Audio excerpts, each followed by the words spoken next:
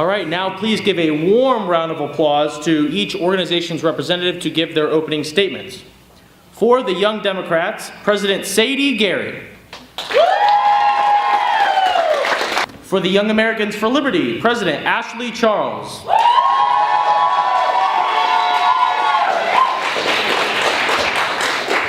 And for the College Republicans, Chairman Zach Etter.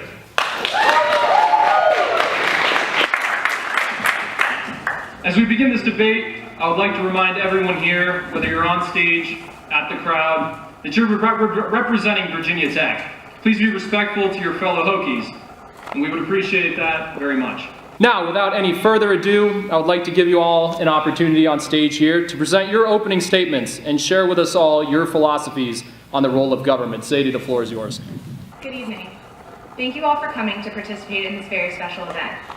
Tonight's debate is an incredible occasion, an opportunity for leaders from each of the major political student groups on campus to showcase our knowledge of the issues that we're most passionate about.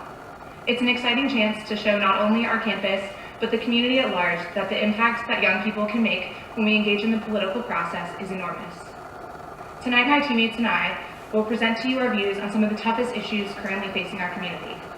While the specific solutions that we present might vary in detail, I believe that you will begin to see a common thread among our responses, that ours is the party of inclusion. As Democrats, we believe that this country is supposed to be based on values of equality and justice. This country should be a place where you can achieve success regardless of your race, gender identity, sexual orientation, disability, religion, or class. Tonight, we will argue for the practical solutions that can maintain core values of equality and justice by promoting approaches to policy that protect our most vulnerable citizens and ensure the fundamental rights of every American are protected. Our philosophy on government is simple. Government is supposed to protect its citizens. Whether they need protecting from exploitative industry, an external threat, another citizen, or the government itself, government is supposed to be of, by, and for the people. Our politicians, policies, and institutions should be representative of our diverse population and sensitive to its varying needs. Democrats believe that we're greater together than we are on our own, that this country succeeds when everyone gets a fair shot, everyone does their fair share, and everyone plays by the same rules. Our party is focused on building up an economy that lifts up all Americans, not just those at the top. The opinions you're about to hear will cover a wide range of topics and will reflect our belief in the purpose of government. Unfortunately, this debate will only scratch the surface. When deciding how to cover the many issues on the table tonight, many of the important issues facing students today had to be left out in favor of a more comprehensive conversation. The environment, healthcare, gun control, women's issues, LGBTQ+ issues, and campaign finance reform are among some of the issues that will not be covered, but we're hopeful for another opportunity to tackle these issues in the future. We're so excited to see so many interested spectators out here tonight. Whether you come to support your friends, for entertainment, or even just to learn more about our differing political opinions, I think that I speak for all of us here when I say how grateful we are that you came. We hope you all enjoy. We're ready for a very exciting night.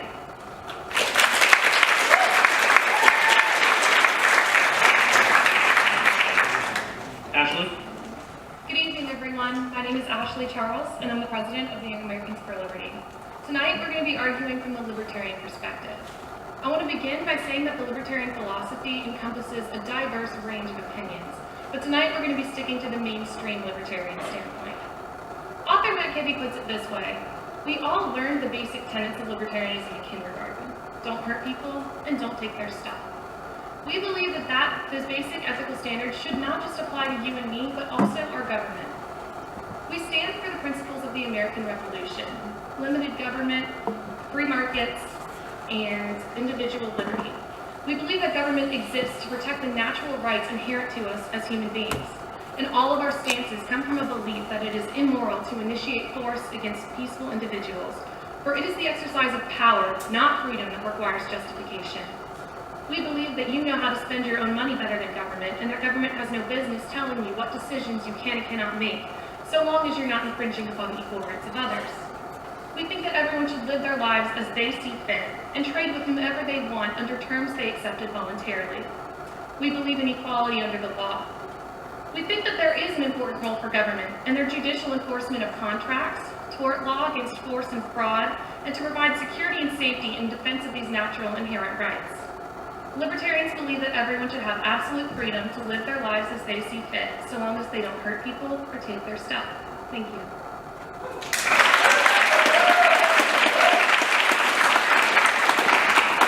Zach? Hi everyone, my name is Zach Eder, and this is going to be a great night. So, the philosophical role of government is for government to be limited in power and small in size. A government should exist, however it should not be overreaching and dictate how we live our lives. When you look at history and you look at the governments who control people and you control their money, those people had less freedom. Today, the government is starting to increase their control of your money and how to spend it for society. In society, small government is going to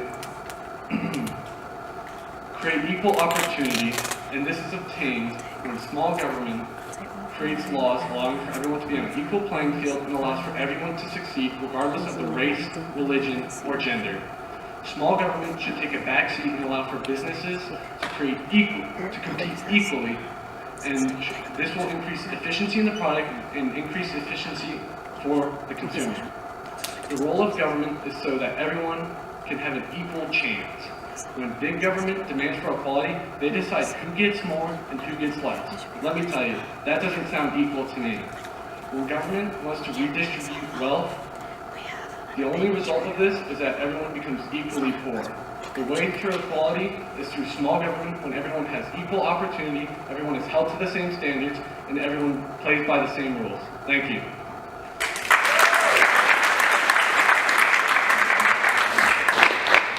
All right, thank you, ladies and gentlemen. We'll be now moving on to our first topic of the night, which is national debt and budgetary reform. To introduce the debaters for this topic, for the College Republicans, Will Spotswood.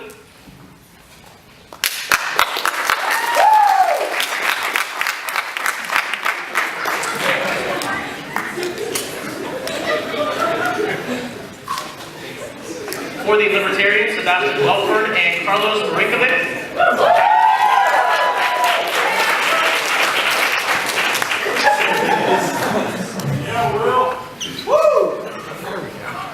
And for the Young Democrats, Paul Rice.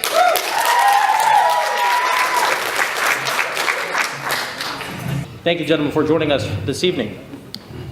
According to the U.S. Department of Treasury, the federal government has accumulated just over $19 trillion in debt. Looking at fiscal year 2015, taxpayers paid just over $402 billion in interest payments to our creditors. According to the Congressional Budget Office, a nonpartisan budget advisory agency, the national debt will become greater than 100% of total national GDP in the year 2039. While America briefly broke this 100% mark coming out of World War II, the CBO says its 2015 long-term budget outlook that, quote, the debt would be on an upward trajectory which ultimately would be unsustainable, end quote. Debaters, do you believe that our national debt is an issue that must be dealt with now? And if so, how would you recommend beginning that process? We'll start with the Young Democrats. Thanks, guys. This is a really important question concerning our economy. And, you know, $19 trillion, that's a really scary question. But the last time the United States was debt-free was 1835. And I don't know if you noticed it, but over the past 180 years, we've had pretty good economic growth.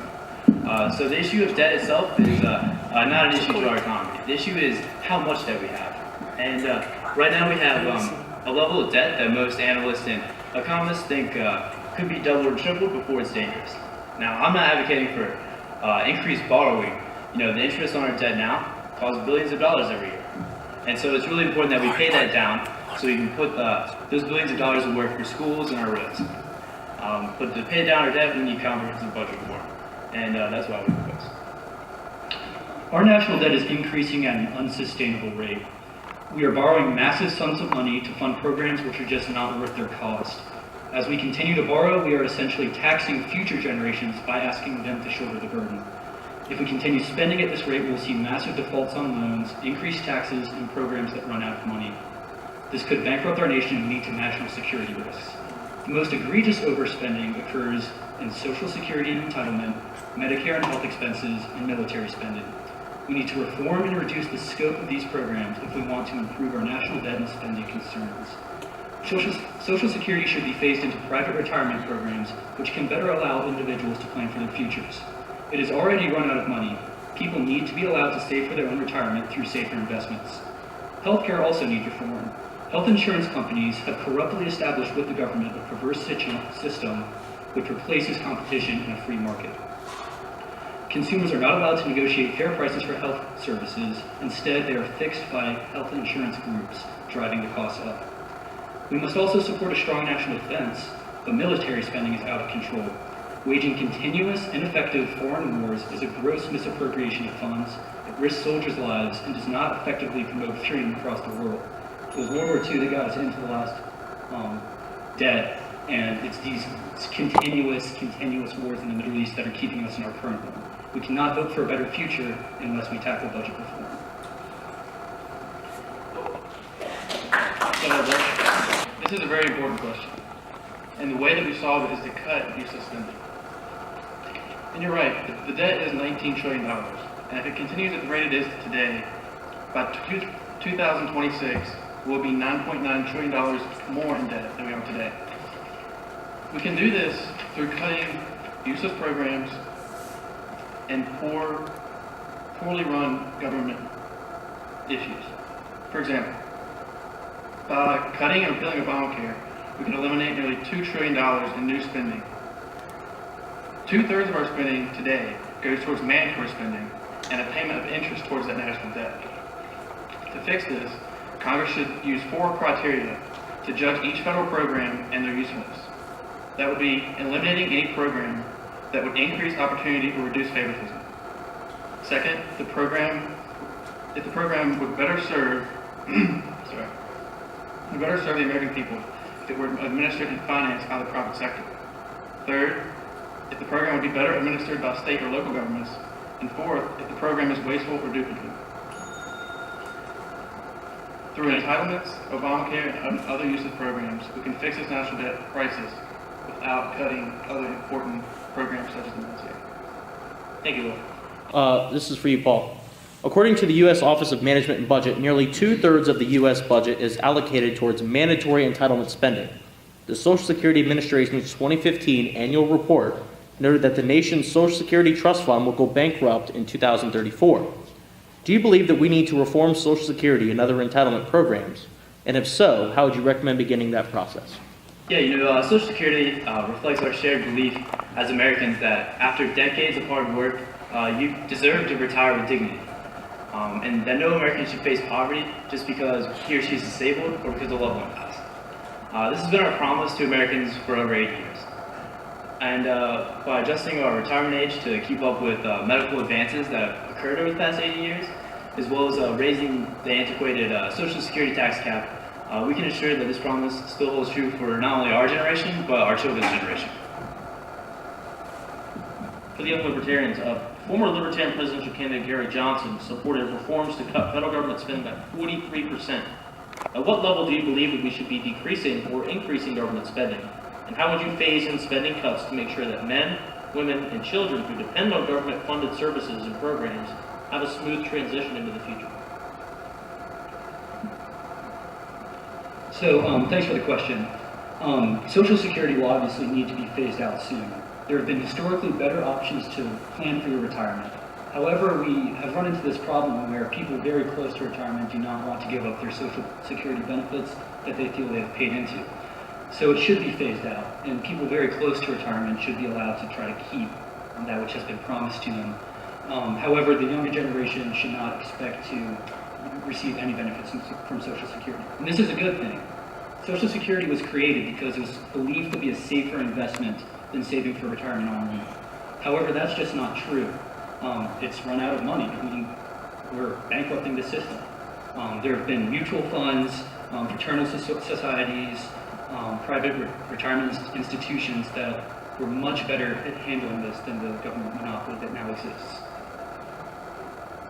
Will, do you care to respond to that? Yes, Social Security has been promised to the older generation their entire lives. They've been working every day, some of them since they were 15, and we've promised retirement. So people over the age of 55 should keep that Social Security.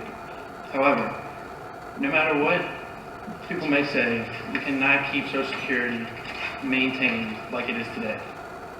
Social Security at this rate, with an increasing number of people living longer, will go bankrupt and cause more of our annual budget to be into that mandatory spending category. We should open this up to the market. Single payer payment plans, which will drive down rates and drive up quality of healthcare. Did you care to respond to that? I would like. Sure, I would like to add a couple of things just so people can understand a little better the libertarian objection to Social Security. And basically the third fundamental objection to Social Security are basically that it is a form of income distribution, it nationalizes the provision of required annuities, and it imposes a compulsory purchase of annuities. Whether you agree with this or not, we have to be practical about this as well. We already know that it is unstable.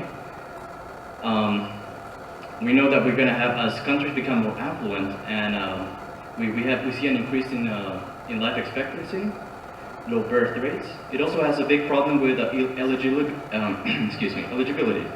in which people that are terminally ill, or it is independent of their poverty and wealth, can very well be in the system. Paul, did you care to respond to their answer? No. All right then, moving on. Willis, this is for you. Do you think that there are any particular circumstances in which the government assuming debt is a good idea, whether it be for financing a war, stimulating a stagnant economy, or any other scenario? Or do you believe that we should pass a balanced budget amendment and prohibit the government from spending more money than it takes in as revenue? That's a very good question. We need to fix our national debt. And that can be done, for example, you brought up war. We can still increase our military strength and have peace through strength of our military while also cutting other programs to keep our budgets low and our budgets balanced. Through cutting programs, entitlements to Social Security and welfare, we can keep our budget balanced and keep the goal of our country on the right track. Anyone care to jump in on a balanced budget amendment proposal? Absolutely. You know, a balanced budget amendment limits our government's fiscal policy to be able to save us from recessions that, put millions of people out of jobs, that make people lose their homes, as we saw in 2008. And we can, we don't need a balanced budget amendment, but we need to pay down our debt so that our fiscal policy isn't limited.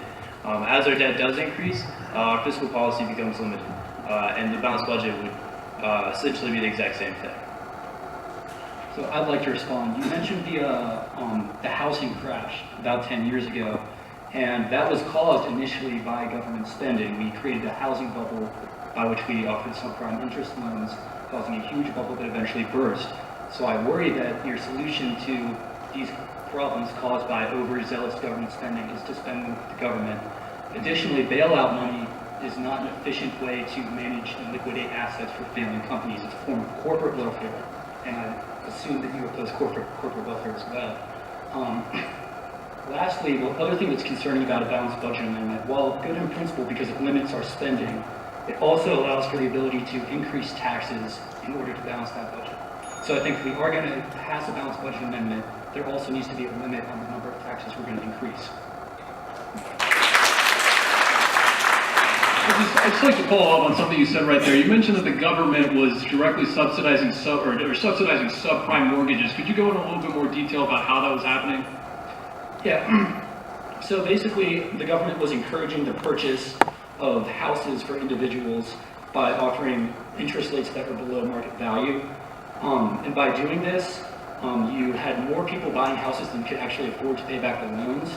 And you saw a massive default on the loans when they were unable to pay them back. This is very similar to what's happening to our education system now. We'll get into that later, but it's something that we should definitely keep in mind.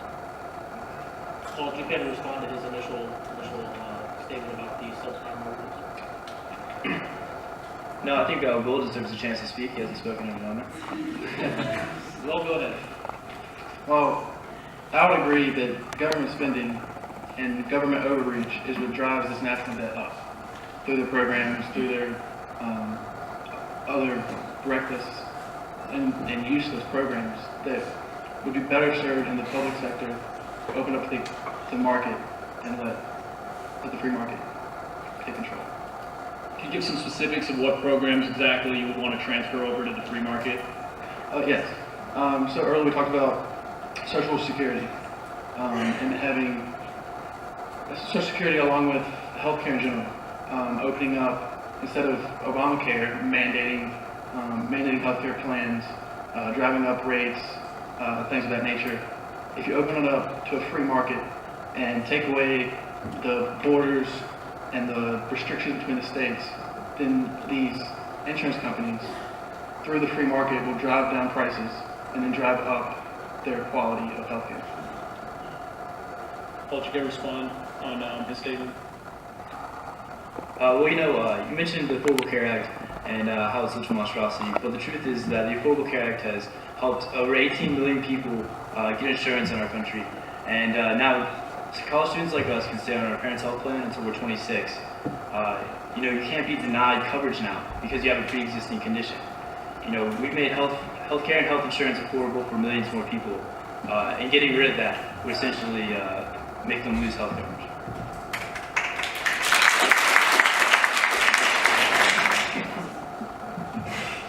So I'd like to jump in as well. I want to say a little bit about the programs that I believe that as libertarians we would like to see transfer over to the private market. And I think obviously we talked about a little bit of Social Security. And if we look at the history of Social Security, a lot of private institutions that were forming and were emerging and they were re-established before the Social Security became a law. Although we still had in a lot of fraternal societies, company pensions, and there is no reason why it should not be a viable option as well today with the increase of innovation that there is. Second, I would like to talk a little bit about healthcare as well. It is a huge issue, and it is, for example, one of the things that Obama said. It is said if you like your healthcare plan, you can keep your healthcare plan. And now you may think that this might be true, but if you look at the provision, I believe it's 102, it actually says that you can stay in your current healthcare plan so long as you don't add any additional member. The moment that you want to add a member, then that healthcare plan, technically considered a new healthcare plan, has to go through all the provisions and cost of exchange and all the standards of approval of the new regulatory framework, which adds up to the cost of the provision and exchange. Thank you. I'd like to go back to Libertarian's first question. Do you believe that earmark spending, or pork barrel spending, as it's colloquially called, is an important part of facilitating compromise and decreasing gridlock, or do you believe that we need to have more strict measures to reduce its impact on government spending?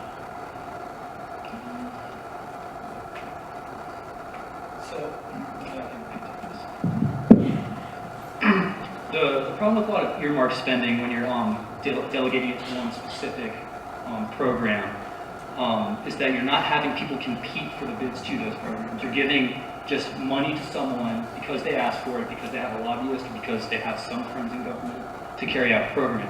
What we need is competition for these bids, which is the opposite of earmark spending. We need people coming in finding the most efficient way to execute government programs if we want to reduce costs. So I think that's the biggest issue with earmark spending. And it also is used for state and local programs kind of as an unfair gun to their head to make them take on certain laws that they may not want to take on.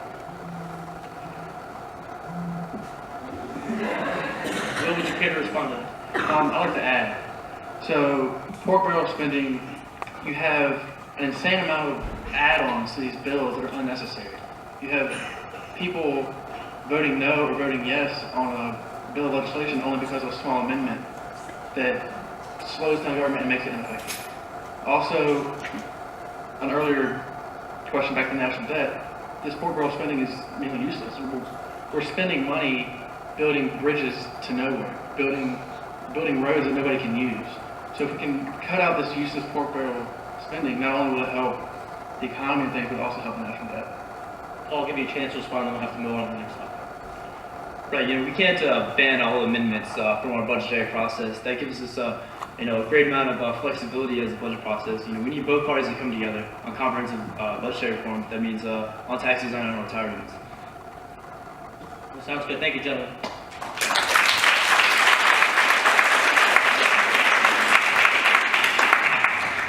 All right, now we'll be moving on to our next topic, which is economic growth and job creation. For the College Republicans, Will Spots will remain on the stage. For the Democrats, Paul Rice will remain on as well. For the Young Libertarians will be Clyde Sinani.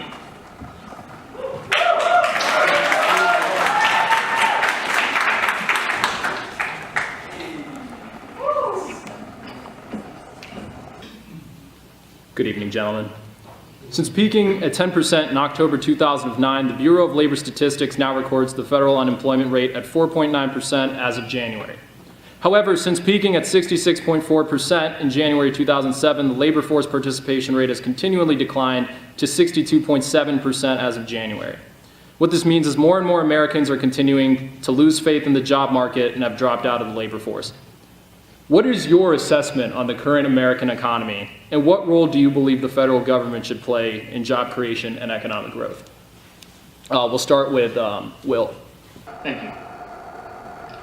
We believe that this economy is driving our country down the drain. For example, last quarter, our GDP only grew by 0.8%, with the private economy hardly growing at all. We have an increase in taxes, we have an increased unemployment rate, and we have people who are failing to start up businesses. Small business is the backbone of our economy and the backbone of the American dream. We need to keep government out of business, let the market pick winners and losers, and let people embrace the American dream to create businesses, employ people, and grow our economy that way. Thank you. Clyde? I mostly agree with what the gentleman before me said. Though I think the state of the economy is really bad. I don't think the GDP is the best measure for it. However, what we need to look at is look at the Fed policies and the interest rate.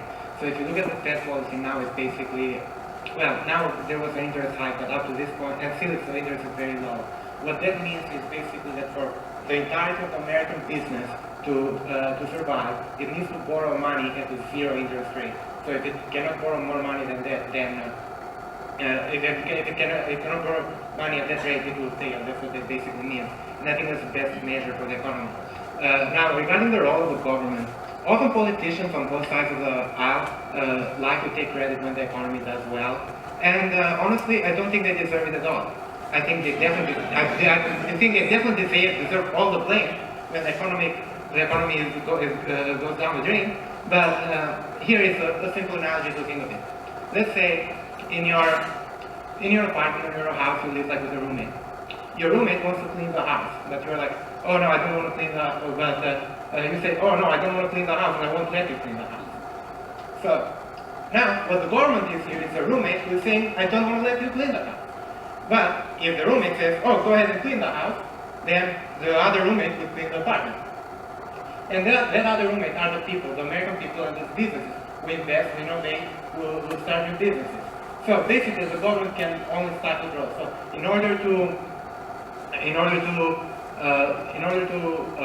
have economic growth, what the government needs to do, it has to get out of the way, deregulate, get rid of licensing laws which favor corporations and hurt small businesses and individuals, minimum wages which outlaw jobs, encourage free trade, and remove all the trade barriers that are there, get rid of corporate welfare through import-export ban, lower taxation, lower the tax burden,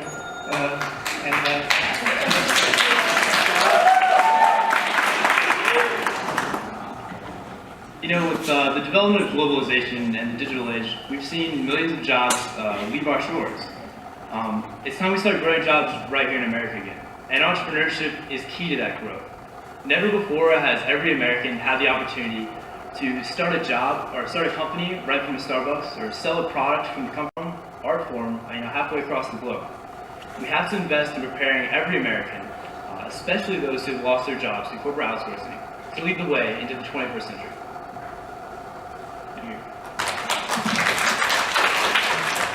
First question will be for Will to respond first. The U.S. Government Accountability Office in a 2005 report stated, quote, "The fact that taxes impose efficiency and other costs beyond the tax liability does not mean that taxes are not worth paying. The goal of tax policy is to design a system that produces the desired amount of revenue and balances economic efficiency with other objectives such as fairness, simplicity, transparency, and administratability. Do you believe that our current tax code balances these goals? And if not, what would you change about it and why?" Thank you for that question. I would say that the tax rates, especially under this administration, have grown, have increased in the lives of the American people. And I think the key to restoring our economy and getting back to the America that we all know and love is to keep government out of our lives as much as possible. We mentioned business startups. This administration has seen the lowest rate of business startups in the last 30 years. We need to reform this tax code, make taxes simpler, encourage upward movement in our tax system, and allow our businesses and our people to grow. Allow market to take over. Allow free capitalistic principles to return back to our society and keep the overreaching government out. Thank you. Paul, would you like to respond to that? Absolutely. You know, something's seriously wrong with our tax system when it's over 10 million words long and billionaires like Warren Buffett pay an effective tax rate less than their secretaries. We need to start cutting the loopholes and special exemptions that has created a system of winners and losers. Everyone should play by the same rules. You know, meanwhile, the tax plans of the three leading Republican candidates would all grow our debt by more than 25% of the GDP. And the vast majority of those tax breaks would go to the richest 20% of the population. That's more than double what we saw in the Bush administration. Tax cuts of that magnitude not only reduce our economic growth and competitiveness, but endanger the stability of the American middle class, and we can't accept that. I'd like to follow up with Clyde on something you mentioned. You stated that you believe that the best way for our economy to move forward is the government get out of the way to cut spending to make our tax code more efficient. Going back to a question that Ricky actually asked in the last round, how would you phase in these policies, such as your tax reform, cutting back government? Because that's obviously going to have a major impact on the people that are being affected by government right now. So how would you phase those reforms in smoothly to give people a good transition into the future? Sure, thank you for the question. The problem, of course, like welfare for like the poor people and social security, and all of those are legitimate concerns that we need to think about this. However, a large portion of the budget goes into corporate welfare, like with subsidies for big companies. It goes into like unnecessary military spending in the Middle East and other areas of the world, which honestly, like America has no business in. It doesn't serve the American people at all. Like what does concern the American people? What's happening in the Middle East? So that's the main thing. And also, one thing that I want to point out is that revenue doesn't change much, despite like popular belief. The revenue doesn't change much when you change tax rate. The revenue remains steady around 19.5%, even when you have higher tax rates and when you have lower tax rates. Because what happens is when you have higher tax rates, the capital will go away.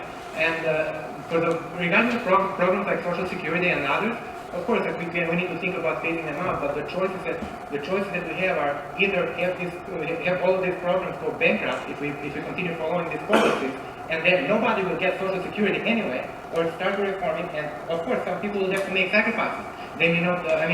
Of course, it is unfair that people have paid into it and they are not going to get back what they paid for it. But that shows you how inefficient and how perverse this system is. That it cannot keep the promises that it makes. And it cannot keep the promise regardless. You cannot force it to work. Would you be curious to respond or follow up on anything you just said? Yes. We talk about having high taxes. The United States has the highest corporate tax rate in the developed world. This is driving jobs, driving businesses out of our country, taking with it. Sorry, are you talking about marginal or effective tax rates? Sorry? Are you talking about marginal or effective taxes paid by corporations in America? Marginal. Okay. This drives other nations to be more competitive than our own. Also, back to the tax plans of current candidates. For example, Ted Cruz is talking about a flat tax rate, 10% tax on the American people. And that would actually boost the GDP by 13.9% above what is currently projected. It would increase wages by 12.2% and would create almost 5 million additional jobs than the current projection. Thank you. Paul, would you like to make a response? Yeah, let's be clear. We're talking about here business taxes, not exactly taxes on the American people. But our effective tax rate is not the highest in the world. We need to focus on simplifying our tax code, cleaning up those special exemptions and tax loopholes that have, turned our tax system into a piece of Swiss cheese with all these holes in it, and make sure that everyone's playing by the same rules, and then maybe we can talk about lowering the tax rate. Fine. My next question for you would be, you mentioned that you believe we need to get rid of the minimum wage, if I was correct. Did you say that? I would say that we do not need to raise the minimum wage. We do not need to raise the minimum wage. So my question for you was going to be, in an economy that's focused a lot on consumer spending, how do you believe we can support a base of Americans that basically are dependent on low-income jobs? How do you believe we can keep those as a functional and powerful part of the market economy? So thank you for the question. Just want to clarify something that I said earlier. When I say corporate welfare, I do not mean loopholes on the tax code. I mean like subsidies that are given to the company. Right. Like I do think that corporates have access to that. Now, in addition to that, regarding the question that you said, so forcing a minimum wage, raising minimum wage, will not really help the people that is intended to help. And we need to judge the policies by the results that they have and not the intentions that the people who vote them have. I'm sure that people on the left and Democrats mean well when they want to increase the minimum wage. However, what will be the effects of it?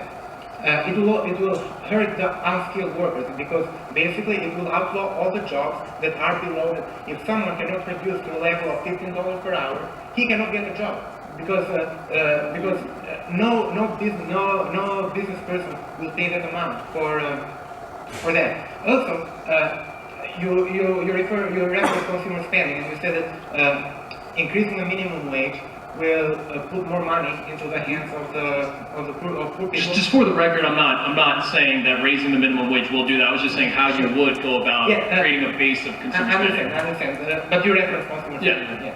So now that's implying that if consumer spending is what drives the economy, and I don't agree with it. It's the production ultimately drives the economy.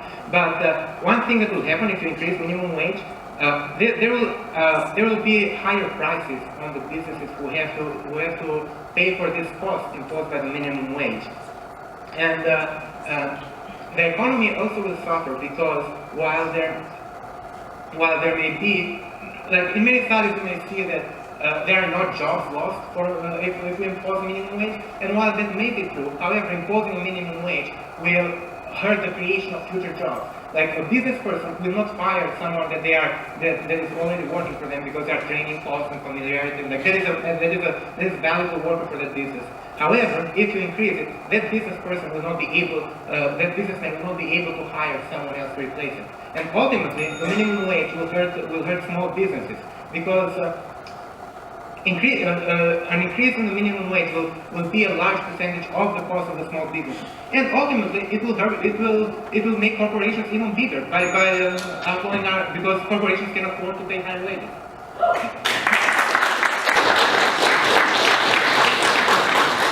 Paul, I want to give you a chance to respond, since you mentioned about the democratic philosophy. If you want to go into what you believe is the best course of action regarding this situation.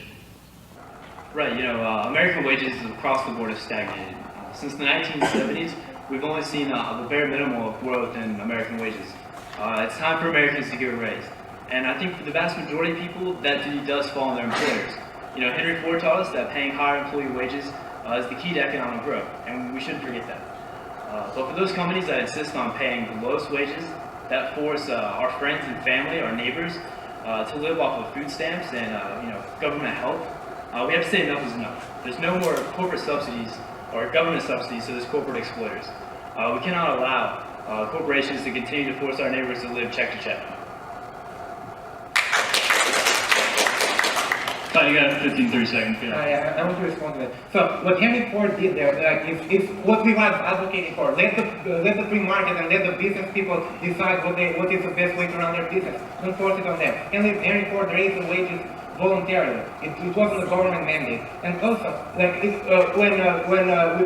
we pay welfare, we're not subsidizing Walmart, because if the alternative is not that a Walmart pays a higher wage. It's the alternative that that employer, which is on a minimum wage, with a minimum wage hike, would go unemployed, and we would have to pay even more, not what the minimum wage is paying. And also, we have the freedom of contract there. People should be able to hire whoever they want, and people should be able to work on their own terms, not on the terms set by the government. And who is the government to decide what is the right wage? Is it $15? Is it $7? Is it the same in New York and Blackboard? Cost of living is different. The government cannot do this. It's a very complex system. Thank you.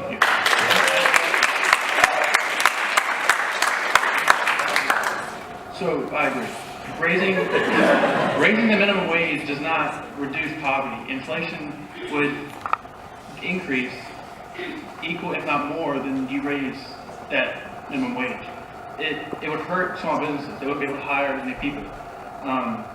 It's also important to point out that only 2.9% of wage earners are on the federal minimum wage, and most of these people are not heads of families or, supporting this great amount of people. Over half are between the ages of 16 and 24. 2/3 of those work part-time. So it's not for supporting a family. These are entry-level positions that you start out at, and then increasingly build experience, build knowledge to be able to work up the ladder.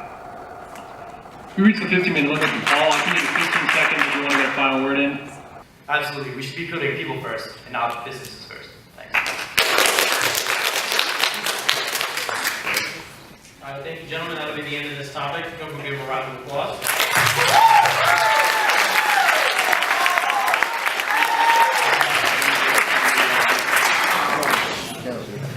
All right, so our next topic will be illegal immigration. Clive will stay up here for the Young Libertarians.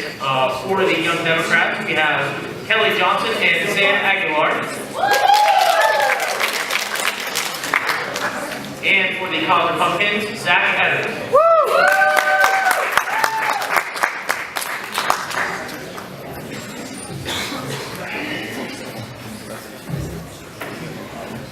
Thank you, ladies and gentlemen. According to the U.S. Census Bureau data, our nation was home to 42.1 million immigrants as of August 2015.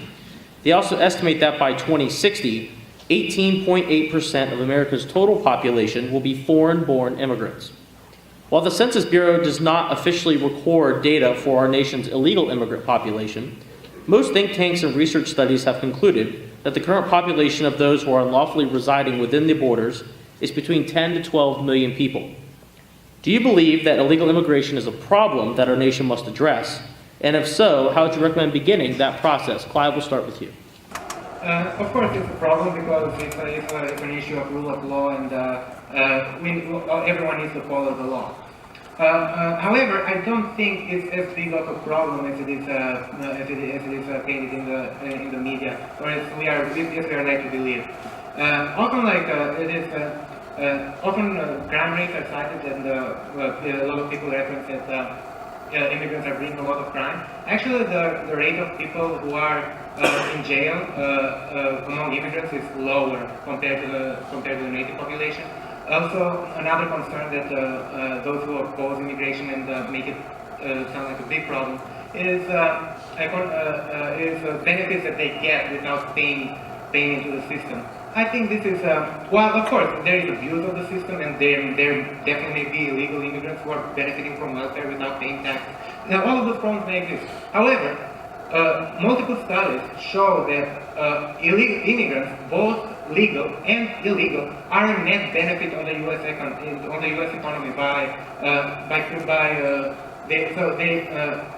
more jobs are created when immigrants are here. Also, immigrants will bring a lot of diversity of backgrounds and work on jobs that compete for jobs that for many jobs that Americans will not compete. So Americans and immigrants will compete for different jobs. Thank you.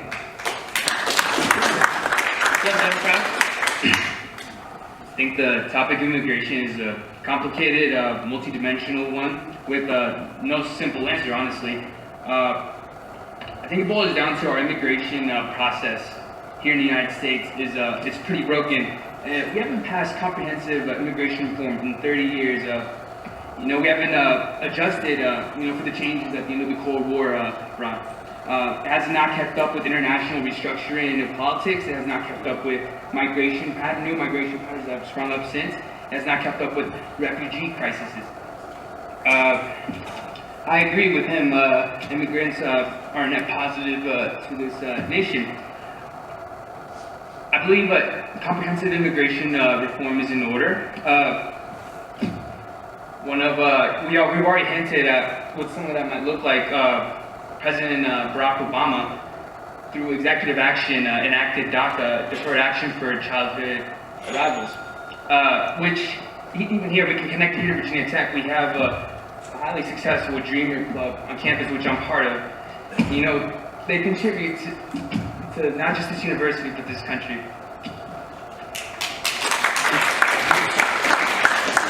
Zach, go ahead.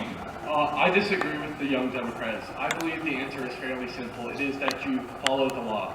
I believe that it is insulting when you have millions of people who apply to become American citizens legally, that if you were to grant amnesty to 11 million illegal immigrants, what do you say to all these people who have waited in line for years with their green cards and are waiting to become citizens?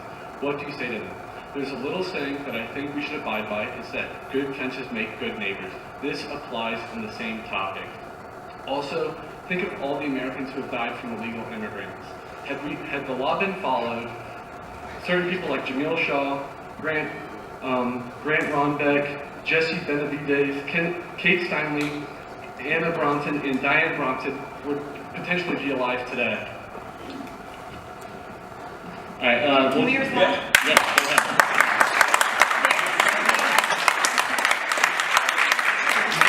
There is no data to suggest that anyone who commits crime as an illegal immigrant commits more crime than those who live here are born here. You speak of being a friendly neighbor. The United States, if you're history literate, you understand, you know, how the United States has conducted itself in Central and Latin America.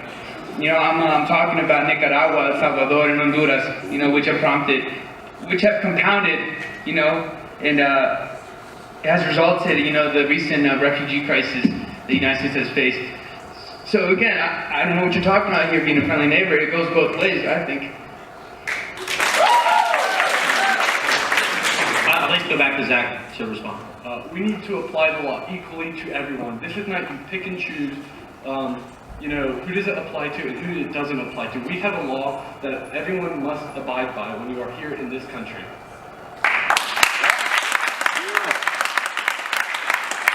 I'd like to go to Clyde. Okay, I agree, like following the law and applying the law equally, that is definitely important. However, my friend from the Republican side said, what do you say to those immigrants who wait in line legally to enter this country when you provide a path to citizenship for illegal immigrants? Honestly, I'm one of those immigrants and I don't have a problem with it. So,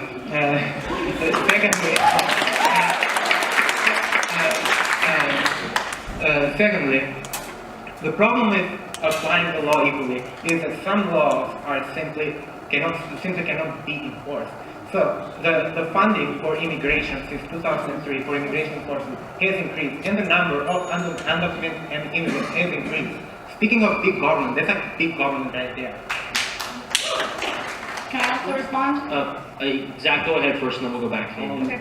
Actually, it is able to enforce, and if you're on your cell phones right now, look up Yuma, Arizona. There is about 126 miles, I apologize, of double and triple rail fences. That is, in Yuma, Arizona, they have seen a 90% decline in illegal immigration since the Secure Fence Act was passed in 2006 by the George Bush administration.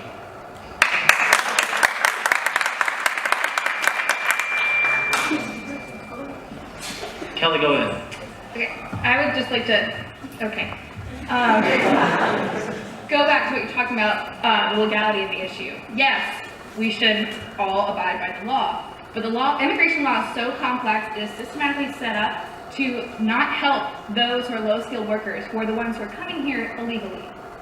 People who are high-skilled workers have no problem obtaining visas and have higher visa quotas they can obtain. And they're painting the idea that these people are criminals coming over. 45% of those 11 million Americans that are undocumented workers are workers whose visas have expired. They're not coming over here and you're just painting this picture that they're criminals, and half of them just and came over here legally and just haven't returned because of these complex immigration reform and law. We still don't address the broken aspects of the immigration system here. There's 4 ways you can get a visa here in the United States. You can do it through employment, certain family ties. You can get refugee or asylee status, or you can go through the diversity lottery. All those have their own restrictions and exclude certain people. I lost my train of thought. Cloud, did you want to respond to that? Yeah, I want to say regarding the rule of law and its application. Sure, we should abide by the rule of law, but what's the solution here? Keep enforcing a law which doesn't necessarily have any benefits on enforcing, or trying to reform that law and make legal immigration easier for those who want to come and work and prosper in America. And secondly, true, of course, you may enforce and you may build a wall and keep people out, which I don't think it's a good idea, and it can be enforced in that sense. But what do you do with 11 million illegal immigrants here? You cannot deport them. The most that you can deport within a year is 500,000. All of them have to go through a due process. Can you imagine the cost of all of that process? Why do you want to do that? What is the benefit of that? Why not change the law and make a more sensible law and start to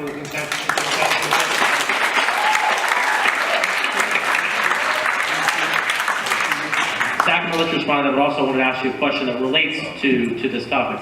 According to the Federal Immigrations and Customs Enforcement Deputy Director, Kumar Kibble, conservative estimates of deporting a single undocumented immigrant is $12,500.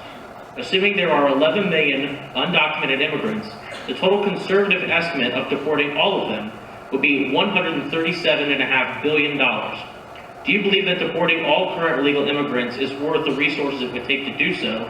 And if not, how would you deal with those 10 to 12 million immigrants here? I'm going to try and answer the rebuttal and the question. Go ahead. And to answer you, there are benefits to enforcing this law. Right now, currently, according to the United States Department of Agriculture, there are 47 million Americans on food stamps.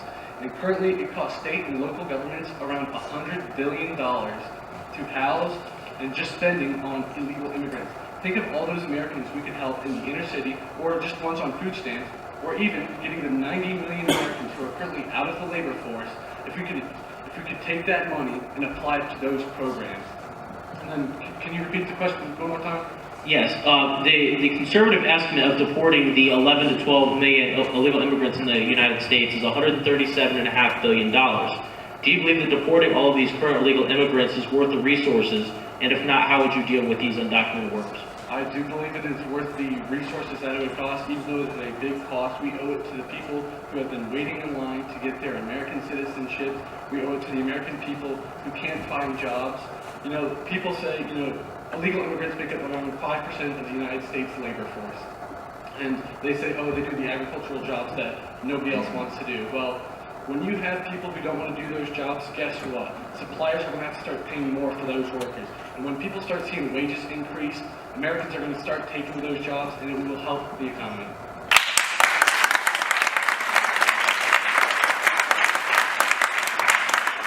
Clyde, you want to go respond to that? Yes, I'd like to. Regarding the 100 billion in cost, I'm not sure whether the figure, it seems a bit hard to believe. However, I would agree with you on one sense. The United States government should get rid of all the benefits, all the welfare benefits that it provides for anyone. And if you don't have any welfare benefits, then there will be nothing. The illegal immigrants cannot abuse anything. So in that sense, I agree with you.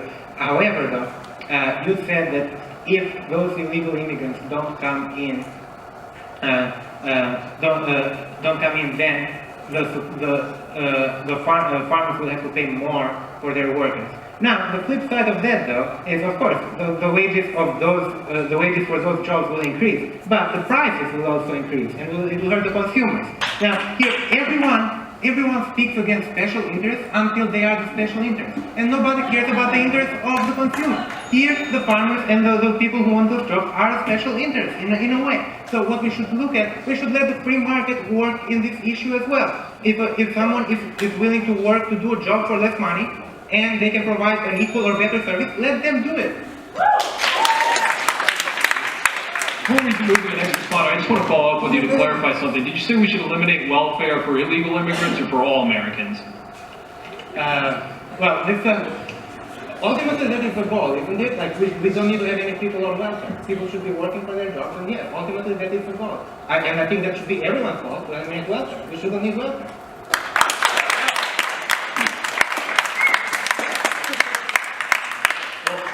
The Young Democrats, I have a question for you guys.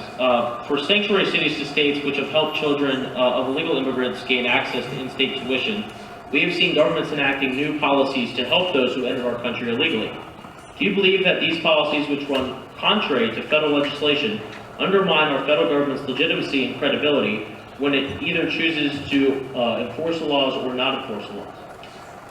I think the question of sanctuary cities is there's a void there left by the federal government, as in they're kind of just upholding the status quo. I think I believe, and then on this question, I believe in federalism. I believe if cities and states want to take a positive initiative with undocumented immigrants, they should. I believe these cities want to preserve the dignity, and enact humane policies. I think there's a parallel here when you look at this federalism question with marijuana legalization, in the states of Colorado and Oregon, I believe. So I believe in the federalism. Do you think that these sanctuary city laws that protect these people supersede the laws of the federal government? Do I think they should supersede? Yes. Again, it's kind of like that marijuana question. It's the government, has discretion there if they want to go in and bust, dispensaries up or not. Again, they have discretion here if they want to go into these cities and use up it. 10th Amendment. If it's not outlined in the Constitution, it's up to the discretion of the states. So just simple yes or no question then, just to clarify. So Do we support sanctuary cities? No, sorry, no. The more general question that we followed at the end is, do you believe that sanctuary cities and in-state tuition for illegal immigrants delegitimizes the credibility of the government when it chooses not to enforce laws that are on the books? No. Okay. Clyde, would you like to comment on that?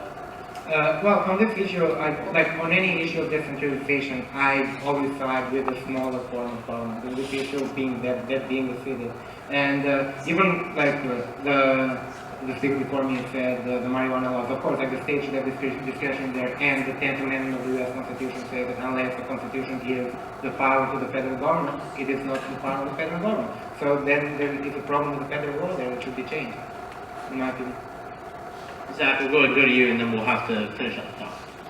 Well, as I mentioned earlier, Kate Steinle, who was killed by an illegal immigrant who came into this country, was deported, came back, was deported.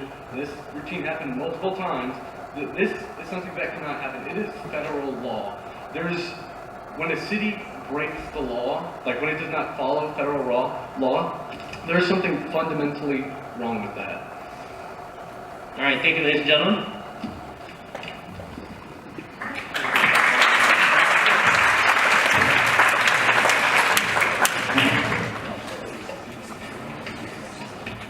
All right, now we'll be moving on to our next topic of the evening, which is criminal justice reform, institutional racism, and the war on drugs. To introduce the debater for the College Republicans, Corey Scott.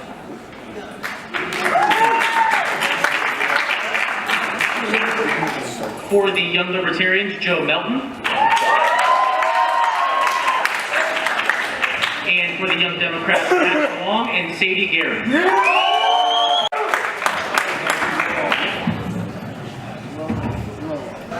Let's get started on this very important topic. According to a study by the International Center for Prison Studies in 2013, a widely respected and cited source for global prison population statistics, the USA was home to 4.4% of the world's population, but incarcerated 22% of the world's entire prison population. The U.S. Sentencing Commission reports that over 50% of all prisoners have been incarcerated for drug-related offenses, and overall, 86% of all incarcerated Americans have been convicted of victimless, nonviolent crimes. Do you believe that our nation is in need of comprehensive criminal justice reform? And if so, how would you recommend beginning that process? We start with you, Corey. Well, I think that, drugs are a serious problem in our society. When we have cases where it's minor offenses, like a young person getting in trouble for a drug, or for someone that's a first offense, I think that we can give those people a slap on the wrist. But there are times where we have drug dealers that are absolutely destroying people's lives. I've had the opportunity to work at the Commonwealth Attorney's Office in Miles County, and I've seen countless cases where families have been destroyed, where children have been abused and neglected on behalf of drugs. So honestly, I don't have a problem with sending these people to prison. I think that this is I think it deters people from doing it. Yes, there are options for rehabilitation. We have drug court in Miles County. I don't know if many of you know what that is. It's an opportunity where the court system can take people that are willing to help themselves, that'll actually put them in a work program to where they can show progress and they can show to the court that they have actually made progress to help themselves and to help the community, basically. Are you saving backs? So my friend over here who just spoke for the College Republicans on the last docket said that we need to be following the rule of law. Now my friend over here just said that he does believe that we can, let it slide when we have students, young people who have, small drug offenses. The reality is that mandatory minimums for first-time offenders, it doesn't work, and it's contributed to the deepening of our prisons. Same thing happens with inadequately long sentences for nonviolent criminals. I mean, folks, we're talking about rebuilding the economy, of creating jobs, and yet we're holding on to this punitive notion that keeps folks perpetually, as it is, unemployable once they get out. And, the rate of recidivism being at astronomical rates now. To also answer the gentleman before me's statement about illegal immigrants being these sort of criminals, the rate of recidivism in undocumented immigrants is 16.5%, which what the media doesn't tell you is less than half of the national rate. So that's all I got to say about that.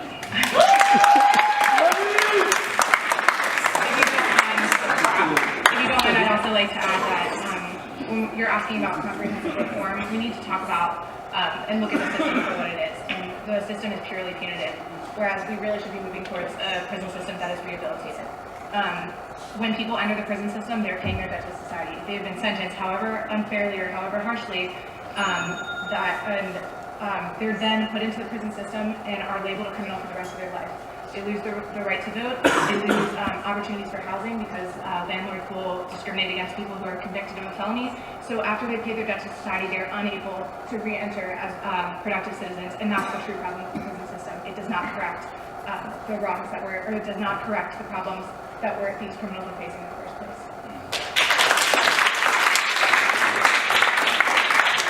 Joe?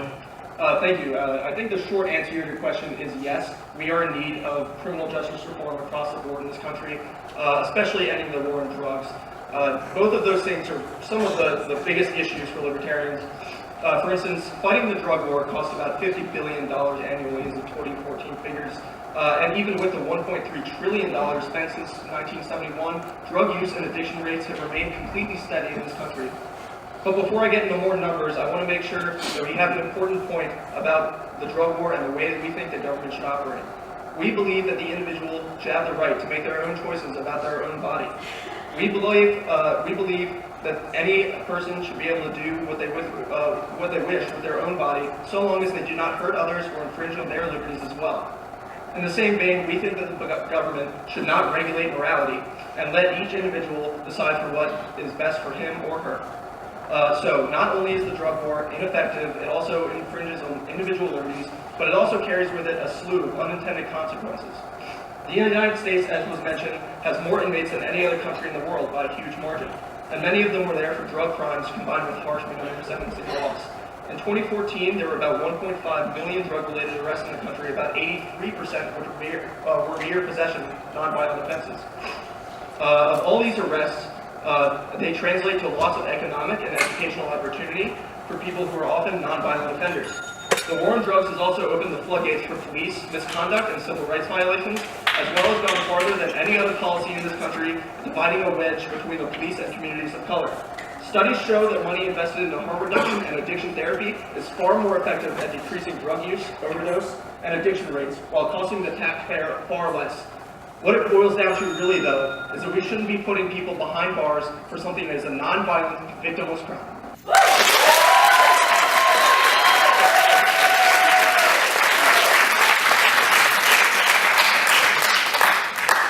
Corey, the first question is for you. Over the past few years, our nation has seen multiple instances in which relationships between civilians and law enforcement have broken down. Some were due to certain communities feeling disenfranchised and targeted, while others were due to the belief that our police forces have become too militarized and have too much power. Do you believe that we need to reform our nation's approach to law enforcement, and if so, how would you recommend beginning that process? I think education is the first step, education and training. I saw a statistic where there's very minimal time actually spent on handling situations, and I think, I want to start off by saying police do a phenomenal job in our communities. When you look around the Blacksburg community, the Virginia Tech police, they're here to protect us. They're not here to criminalize us. Think about the first day of orientation when we all came here. They introduced us to the dog. They talked about the programs they have for women to teach them how to defend themselves on the streets. Our police are here to protect the community. They're not here to put you 6 feet under, for lack of a better phrase. Justice wears a blindfold to me, and there's a reason she does. She doesn't see color, she doesn't see race, she doesn't see gender, she doesn't see nationality or ethnicity. Sadie, Max, your respond. So to respond to that, Now, I want to address the elephant in the room. We know that race affects police-community relations, whether it be at a subconscious level or during everyday interactions. Now, these men and women, they sign on to protect and serve, knowing well the inherently dangerous nature of their job, and for that, we appreciate their service. Let us not forget that these are public servants, and like other areas in the public sector, they can only operate as efficiently and effectively as we allow them to. Now, are there bad cops, racist cops, who fall through the cracks? Sure, there are bad patty flippers who make disgusting burgers. The difference is that there's a moral hazard when you wield a badge and gun, which is why, anyone who owns or would like to own a firearm, just the same as would-be police officers, they should undergo extensive psychological backgrounds and re-checkups and frequent follow-ups. In training, they should be undergoing racial sensitivity classes with subsequent evaluations. Now, these are steps that we must take in the academy before these men and women are released on street duty. Too many young children die every year, and this is a reality, and it might not be for some of us, and we can frame the situation in that right. But the reality is that, there isn't a nice dog talking to every community in Ferguson, in Baltimore. You can't just go in and, have that relationship off the bat due to obvious historical circumstances.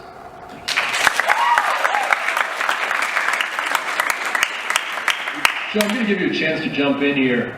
Do you agree with them when they say that race is a component in the relations between law enforcement and civilians? Absolutely, I definitely agree with that. I think that the figures speak for themselves on that. Basically, I think what we should do to solve that problem is definitely reform stop and frisk policies, first of all, profiling policies. Those things need to be, they definitely need to be regulated more. Not only that, but they need to have another independent, probably, way to look at and really scrutinize police activity to make sure that these kind of things aren't happening on a really a continuing basis. Other things that would be useful for reform, body cameras.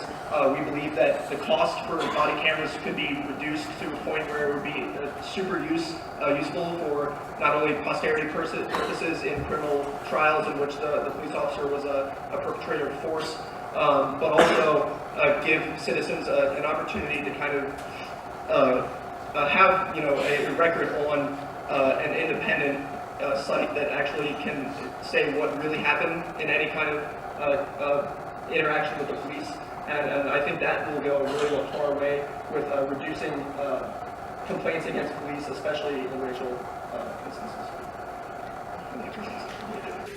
Corey, we didn't get an opportunity to respond to the same question. The same question that I asked Joe. What are your thoughts? So, you made a point about the body camera, and I want to say that would be effective, but it's just so the resourcefulness of that is just kind of absurd to think that someone would have to have a camera on them rolling the entire time that they're on duty, every time they're on, like, every single minute they're on duty. I mean, yeah, they get activated when they make a stop, but so many of these things happen at the spur of the moment. And anytime there's an incident, it seems like it's very spur of the moment, and there's no statistical evidence to back up that there are cops that are just out to target people. I mean, I think that's absurd. I think, when a cop goes to work, they think of two things. They think of doing their job, and they think of going home to their families. They don't think about going out and targeting people and pulling people over and putting them in jail just because of the color of their skin or what they believe in. They just want to do their job.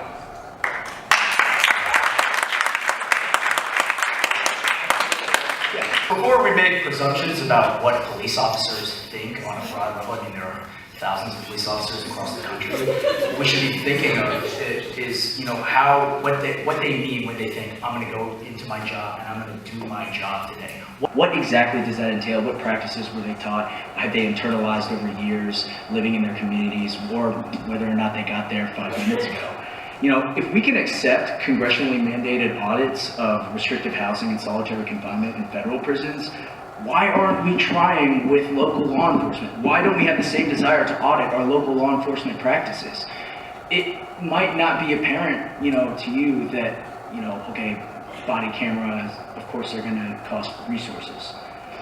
Now, that might not be worth it to you, but to victims of police misconduct, whatever happens behind closed doors in the dark alleys, I think they would argue differently.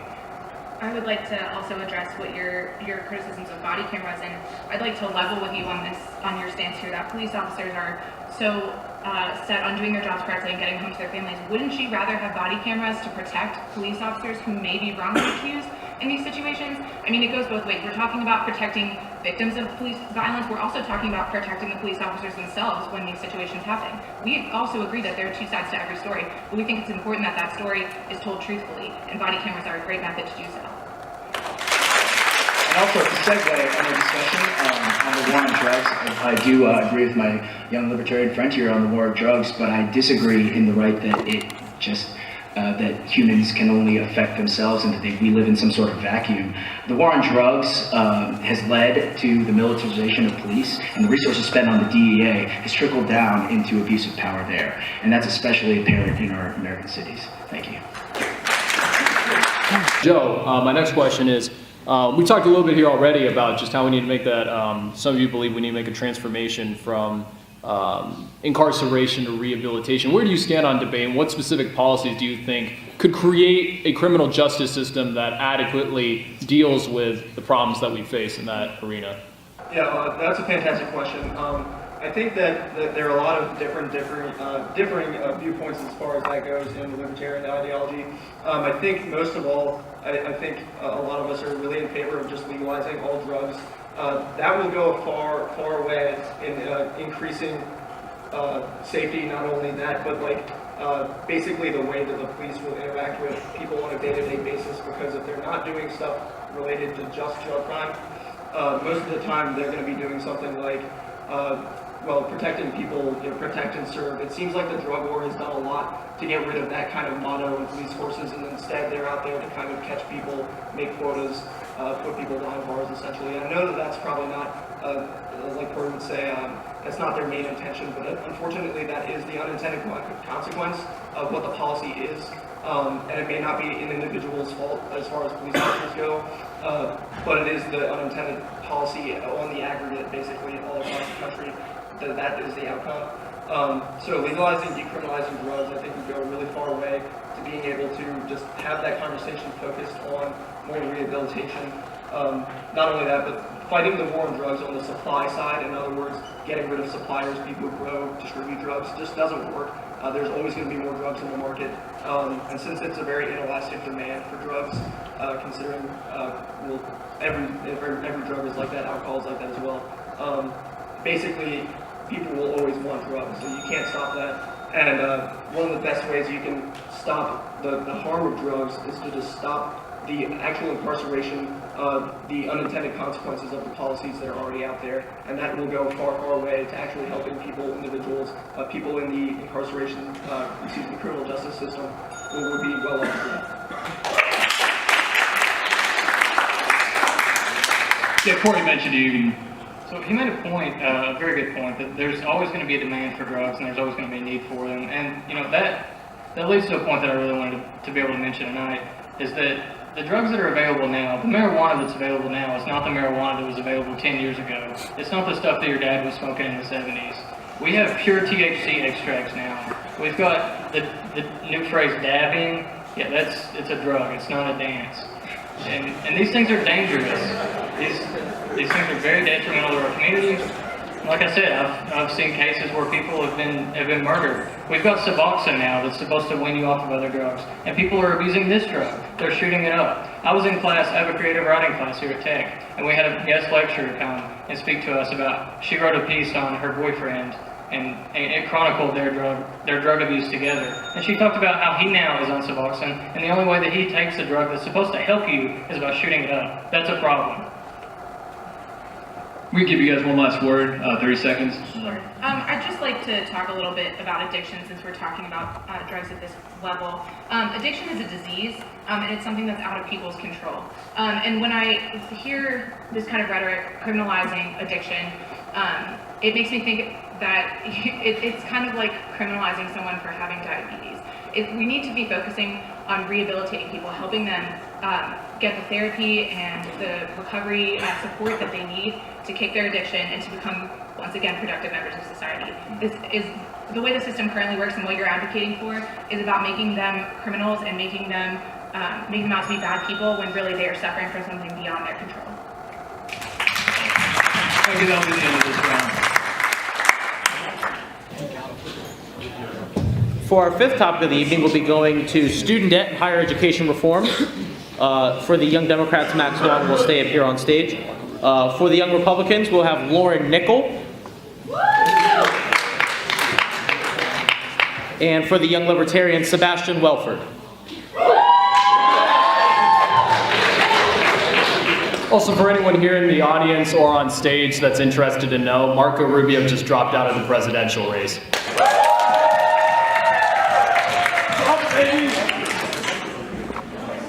We'll go ahead and get this topic started. This will be good to all the candidates. We'll start with the Young Libertarians first. Do you believe that access to higher education in any form should be a guaranteed right for all Americans? And regardless, do you believe that it is in the best interest of the nation to build an environment in which all Americans can pursue higher education? So I think there's a lot of misunderstanding over what exactly a right is. And we have the right to our, speech. We have the right to our religion, because those are things that belong to us inherently. However, we do not have a right to the labor of others. We do not have the right to take money from other people. We do not have the right to ask teachers and all the faculty behind the university to providing things for free or for a subsidized rate. So that's not a human right. I further think that we need to stop subsidizing education so greatly, because why is education so expensive now? Economically, it's very simple. We're giving huge subsidies to the demand while restricting who can supply an education. And whenever you do that, it's going to make prices skyrocket in any system, because you're saying you can only spend money here and only a few people can provide it. This is really, really bad, because we've seen how much college prices have gone up since FAFSA has been instituted. Your parents don't have to pay this much to go to college. So we need to look at reversing those policies if we want to make college more affordable for everyone, more accessible to everyone. So, Lauren? It's important to note that in the Constitution, education is not mentioned at all. K through 12, college education, none of it is mentioned in the Constitution as a right. So to define it as a right is almost pushing, what our founding fathers had in mind. Education is a great thing, and it's just not for everyone. And to assume that you can just say that you deserve it because you're born, I don't agree with that. So I think education, while it is incredible and it's important to work for scholarships and to, get an education if that's what you're meant to do, but not everybody's meant to get an education, and so therefore to say that everybody can just take it is overstepping. Max, go ahead. No, we can talk all night about what constitutes a right, but I've had the honor of working for the U.S. Secretary of Education's press secretary, and we take the stance that we should view higher education not as a barrier of opportunity, but a public good. Okay, maybe education itself may not be this inherent right, and I'm not saying go directly towards free college for all, but we have to make every effort necessary to ensure that those who pull themselves out of poverty, who want to do so, have every tool possible to do so. And that may mean providing the 2 years free of community college, of increasing federal expenditures for technical institutions to teach students the skills that we need to fill the jobs. These are the things that the federal government can shoulder if only we prioritize the future of our workforce. Lauren, I want to go back to you real quick because on the second part of the question, I didn't necessarily hear a specific answer. Do you think it is in the best interest of the United States to build an environment where everybody has access to higher education if they so choose? Giving everyone access to higher education implies giving everyone the means for higher education, which implies money, basically. And that's almost giving everyone the right to other people's money for those who can't afford it.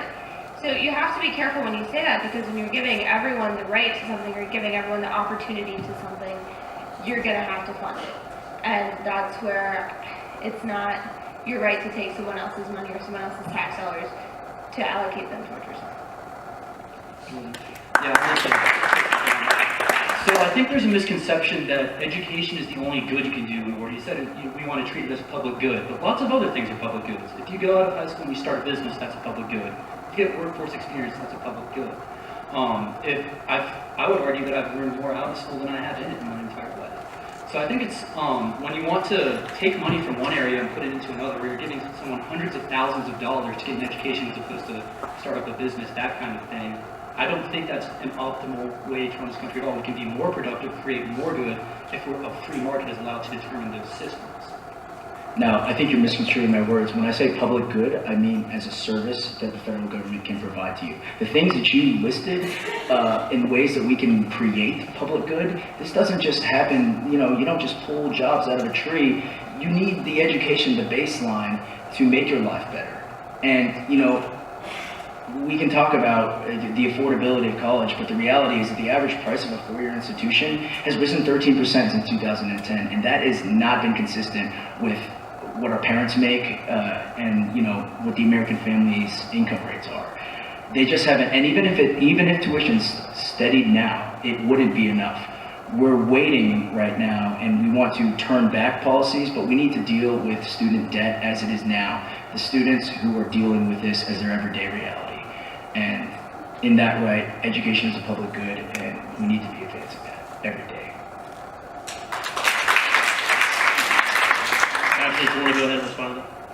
Yeah, so I think that what you're getting at here is that essentially education is like a gateway to good opportunity for those other things to happen. It creates opportunity for all, right?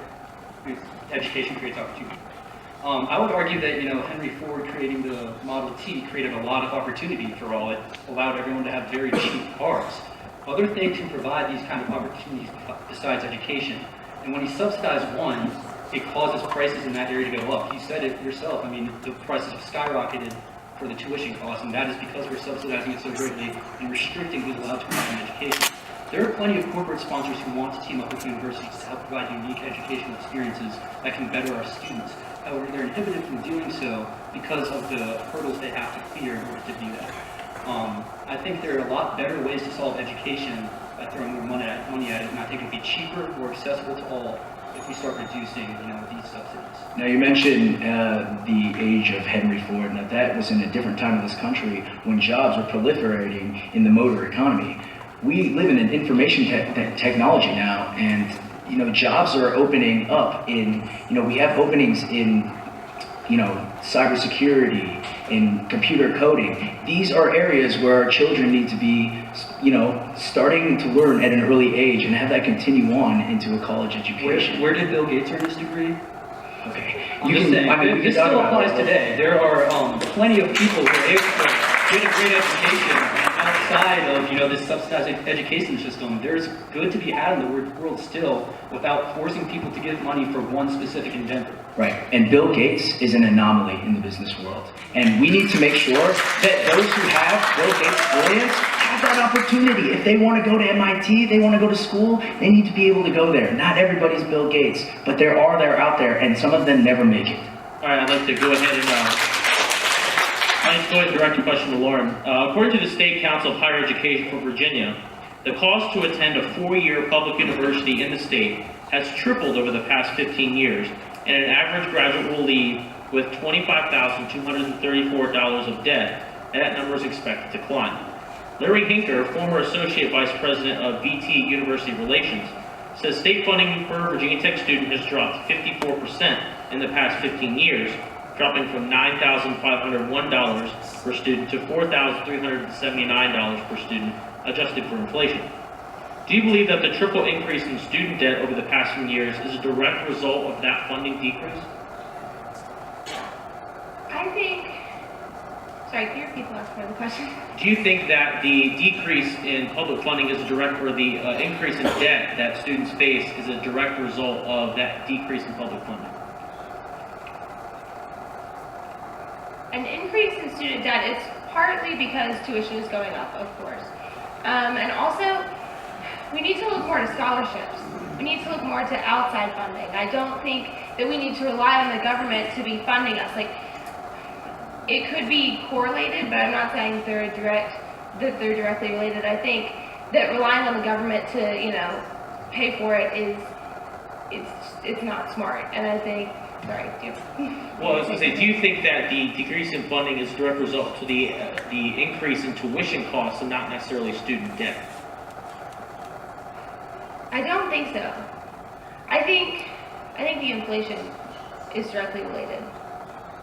Okay, Max, did you want to go ahead and jump in on this? Yeah, so, whether or not the federal government has contributed to rising tuition, now that's a very nuanced question. It is in part the federal government, it is in part the big banks, it is in part, parents' misinformation when they send their kids to college. But you'll hear me harp on this all night. We need the federal government to quarterback this thing and keep our schools and our states' funding from turning into a race to the bottom. Without the federal government, without the Department of Education and the Department of Justice, we have seen the loss of enforcement of civil rights violations of Title IX, affordability guidelines, adherence, inaccurate projections of costs, that suddenly become apparent once the student and her family are, in way too deep, as we've seen with the Corinthian colleges situation. Ultimately, the lane for fraud is much too wide, and the work that we do in the federal government is protect vulnerable students and vulnerable families from misinformation. It's nice to say it's a nuanced answer, but really it's not. It's because there's no more competition between colleges. If you're basically guaranteeing that poor people will be able to attend your school because we're giving them, not even just poor people, because many of these benefits go to people who are fairly well off, are able to get into your college because the government will pay for it, schools have no incentive to drive down prices, so they haven't. And I'd like to get back to this idea. That's not true. Max, go ahead and let her finish, and then you can respond. And I'd like to get back to this idea of student debt, because it's very similar to what happened to the housing market 10 years ago. We are, who are now graduating without employment, they are unable to pay back these loans, and that's a terrible thing. If we want, we need to stop subsidizing these loans, or else there will be a huge crash of the bubble, just like there was 10 years ago, and this needs to stop. Max, we're talking about a bubble here, and economically, I have no economic mastermind, but it's my understanding that to be in a bubble, that it has to pop for you to know that exists. Now, you talk about the housing market, and you talk about lowering competition. Literally, this is something that Republicans and Democrats have praised our president for doing. His rating system keeps colleges competitive. He ties their performance on a very strict grid to student loan rates, and he holds all parties accountable in succeeding. We have pay as you earn, which if you don't know, it caps the student at 10% rate of their income. And something that I particularly like is the Lumina Foundation's solution, which is a student-centric rule of 10. It basically says that you are capped at 10% of your discretionary income for 10 years while working no more than 10 hours a week. These are sensible solutions that we're moving towards. Rather than, we have Ted Cruz out here talking about eradicating federal government from, any hand in education. We're keeping these schools afloat and we're keeping them competitive. We're making sure that students aren't getting cheated out of their loans and that they're getting a manageable rate that they can eventually pay off and that they're not weighed down by debt once they reach the working sector, hopefully. Sebastian, do you want to respond to that? I'll just say the evidence speaks for itself. College was cheaper before we were giving out mass subsidies, and it's not a very complex economic issue to realize that if you give people money to spend on only one thing and only certain people can provide it, they're going to jack up the prices. Lauren, I wanted to reach out to you in regards to these gentlemen talking about a possible bubble. Do you believe that a student debt bubble could potentially pop? Something similar to the housing bubble in 2007, 2008. I mean, I do. I think.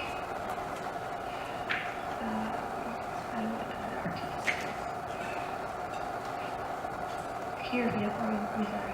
Do you think that the student bubble situation could possibly, pop something similar to what we saw in 2007, 2008 with the housing bubble?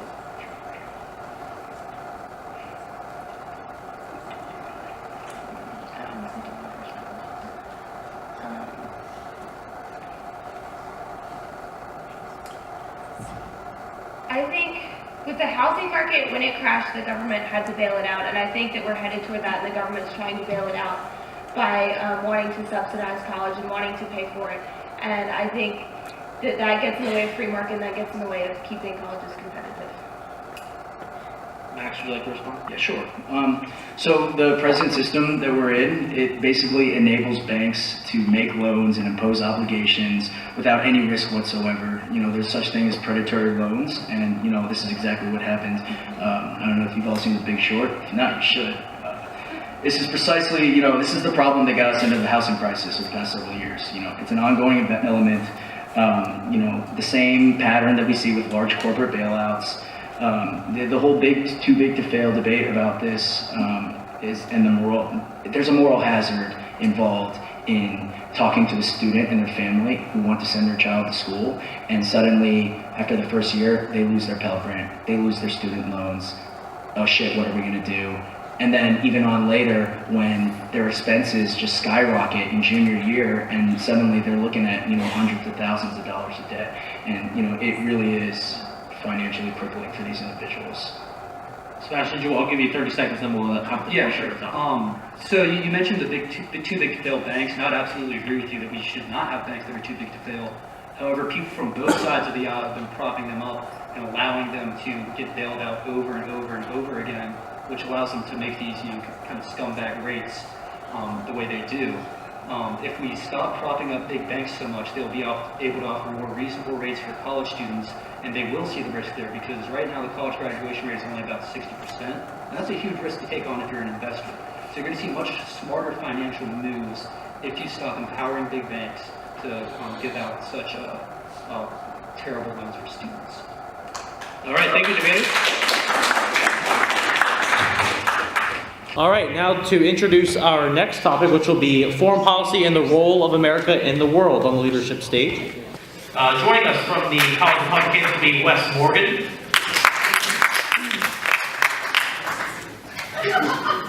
Joining us from the Young Democrats will be Katie Coulter. And joining us from the Young Libertarians, Stu Hench and Clyde Sinani.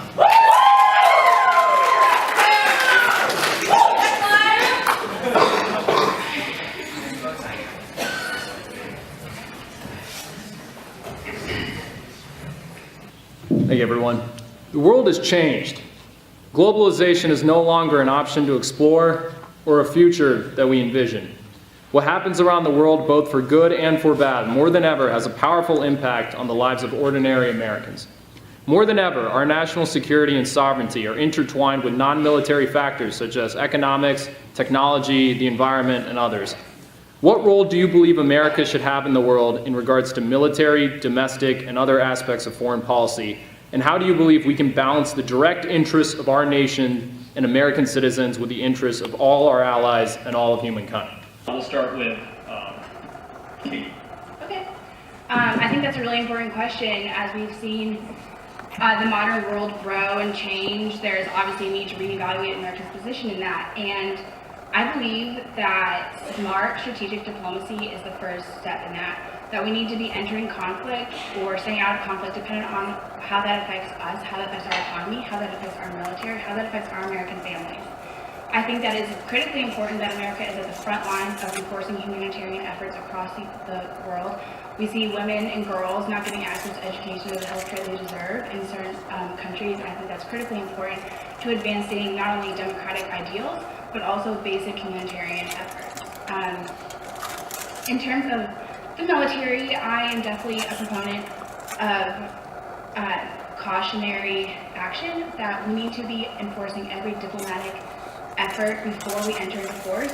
As the daughter of a veteran and the granddaughter of a veteran and sister of an active duty Marine, I do not want to see a world where my brother is getting shipped off into conflicts that are unnecessary, and just to show the rest of the world that America has the ability to be tough in conflict. Wes, can you go to respond? Yeah, thanks for the question. Ever since 1991, the fall of communism, the U.S. has been the sole superpower in this world.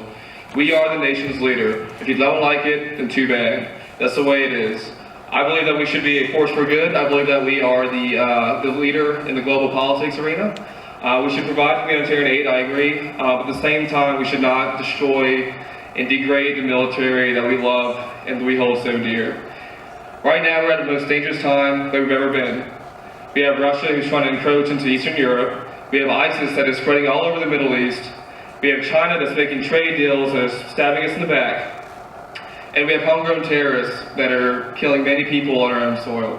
We cannot downgrade the military at this moment. We are weak, we are vulnerable. If we do that, we will destroy our image and we will destroy our status as a superpower. We're a force for good. We should be strong with our allies. We should take multilateral action against ISIS, against other terrorist organizations around the world. And we should stop Iran from having a nuclear weapon. I believe we can be good if we have the power, the resources, and the strong leadership to do so. Thank you. Stu, Clyde? Yes, thank you for the question. Regarding the role that the United States government needs to play in the world, well, the purpose of the United States government is to serve the American people and protect the interests of the American people. So, how can it do that? Definitely by embracing globalization and engaging in free trade with all other nations. I think that's a great thing to do. Allowing the import from other countries and exporting it to the other countries, that's beneficial for everyone. However, the United States should not be engaged forcefully with other countries unless it is attacked.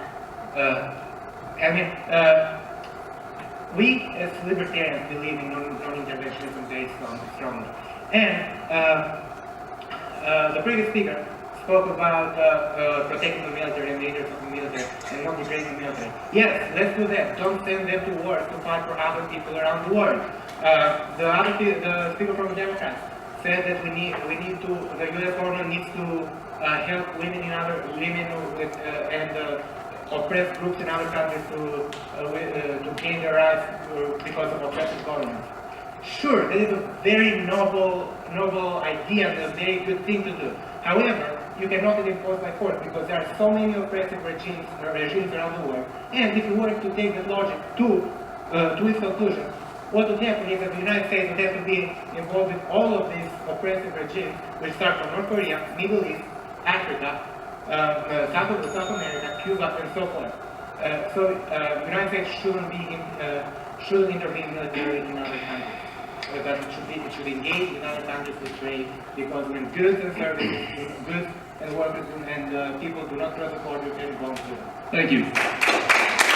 We're going to start with Katie for the first question. 9 days after 9/11, President George W. Bush declared a war on terror, which prompted the invasions of Iraq and Afghanistan. In 2013, President Barack Obama claimed that the global war on terror was over. However, a persistent, focused attempt by the military to destroy all terror networks that pose a direct threat to American national security would remain, end quote. What role do you believe our nation has within the world in eradicating global terrorism, and what criteria would you use to decipher whether an organization poses a direct threat to our national security? I think that's a great question. In terms of deciphering what is a terrorist organization, how that poses a threat to our country. I believe that when you look at immediate threats, and I believe that our government does a good job of analyzing intelligence as well as using special ops military actions to alleviate some of the pressures that terrorist organizations put on our country. Terrorist organizations right now, such as ISIS, pose a direct threat to the countries of the Middle East as well as Europe. And right now America is playing an auxiliary role in defeating those forces.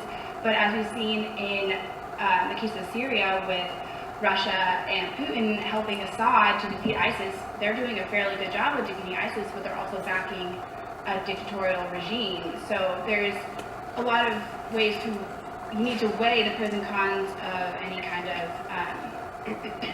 interventionist policy or how we exhibit our force when it comes to defeating terrorist organizations or even acknowledging them. And I think it also is important that we as Americans change the way we speak about people from the Middle East, we speak about Muslim people, the way that we speak about them incites radicalization and further promotes violence in these regions and promotes the development of these organizations. And I think it's really important that we frame the way we discuss this conversation with respectful language that isn't inciting more hatred.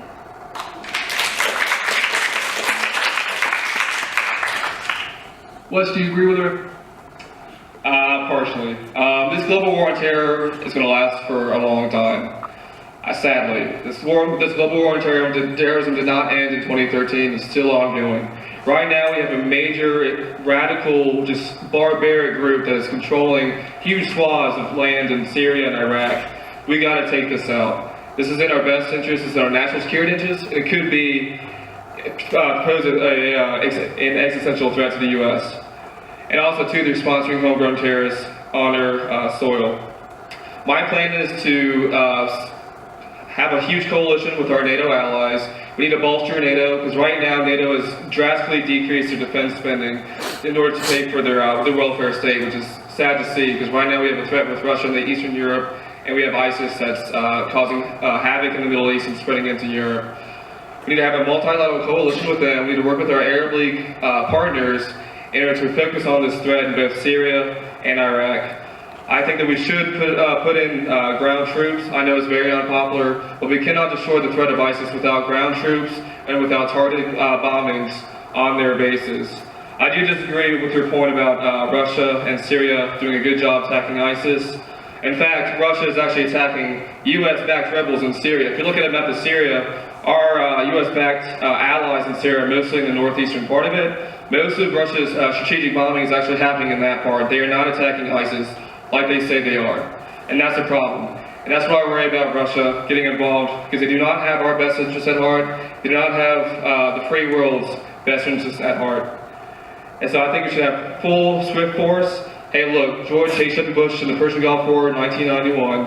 He put the U.S. military into Kuwait. He destroyed Saddam Hussein's forces there, and he got out. That is a clear goal. That's a clear mindset. He had a clear objective, and we won that war. That's what we need to do.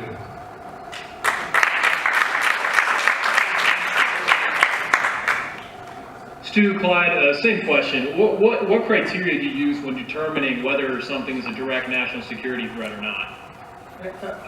I don't think I'm qualified to determine the criteria that the U.S. should use, but I do believe that the U.S. Secret Services and the intelligence services do a pretty good job at that, and I think they can define that. However, what I want to say is, instead of focusing on the criteria that we need to use, we need to analyze the policies that created this risk for the United States. Now, of course, like terrorist groups like ISIS pose a risk for the United States, but I think it's a stretch to say that ISIS, a group of maybe like roughly, less than 100,000 people, I don't know how many they are, poses an existential threat to the United States, the most powerful country in the world. So they definitely do not pose an existential threat. But first, what caused ISIS? I think it was U.S. foreign policy which allowed U.S. involvement in Syria that allowed the rise of ISIS. So, what happened in Syria? In Syria, there were groups that started protesting against the government. Of course, it's an oppressive government. Assad is definitely a bad guy. Nobody is protecting him. However, U.S. by giving weapons to groups that were fighting Assad allows for create all the necessary conditions for the rise of ISIS. Because what happened? ISIS is using U.S. weapons and U.S. vehicles that are made in the U.S. How did that happen? Clearly, whoever is making these foreign policy decisions in the U.S. Department of State doesn't know who these rebels are that we need to fund. I mean, these rebels turn to be ISIS. Some of them turn to be related to Al-Qaeda. So, and a lot of the risk, finally, a lot of the risk is the United States is a lot of CIA and other intelligence reports say that blowback is a real thing. So it's people in the Middle East who are recruited by terrorists and commit attacks against the U.S. is because the U.S. is involved.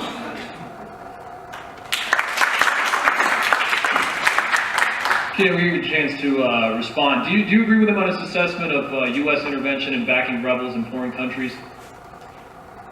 Well, the U.S. has been supplying weapons and resources to those who are fighting against the Assad regime, which I think is important. As Americans, we support democratic ideals and those who fight against oppressive governments. But I think it is important to enforce stricter policies with Russia in regards to this, because they are bombing those oppressive, Syrian forces that are rebelling against the government. And I have a hard time saying that we need to stop supporting those rebel forces, but I also understand why you could say that we shouldn't applaud what we're doing, but in fact they have been successful in targeting many members of ISIS and many coalition forces of ISIS, because ISIS poses a threat to Assad too, so there's two sides to that story. Thank you. I'd like to move to a slightly different topic of conversation. This question is directed to Wes. While the United States of America touts its commitment to human rights and liberty, the nation has historically conducted trade with and backed regimes that sometimes do not share our same values, principles, and priorities. What role do you believe America has internationally in regards to promoting democracy, liberty, and human rights? And do you believe that our relationships, whether it be economic, diplomatic, or otherwise, with nations or organizations that do not share our same values, do you believe that undermines our credibility to lead the world in human rights? Yeah, it's a very good question. It's also very nuanced and very complex. There's no simple answer to it. My philosophy is that we should promote democracy around the world. I'm not saying we should nation build around the world. That has failed in Iraq, Afghanistan, and especially in Libya where we tried to do it under Obama. What I do believe is, we should lead by example. We are a force for good. We should have a strong human rights record within the United States, and we should promote freedom of religious liberty, freedom of press, freedom of speech around the world. We don't see that today in Syria and Egypt and Yemen, and that's sad. I do not believe we should, supply weapons and funds to rebels that we don't know who they are. That's the problem in Syria right now. There is no group or faction of moderate rebels that we can support. All there is Assad and his regime and Islamists. And so until we can find those moderate rebels, and until we can secure those weapons into their hands and not to the hands of ISIS, we should watch before we fund weapons to those.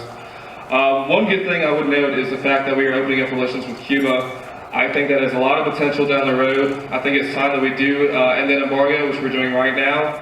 And I think through our through commercialization, through throwing in some investments into Cuba, having companies invest in that country, to open stores, to promote jobs in that country, that can open up some big change. You see in China, when China opened up under Deng Xiaoping in 1989, you saw that the authoritarian regime lost its tight-fisted policies. It's loosened up, it's opened up.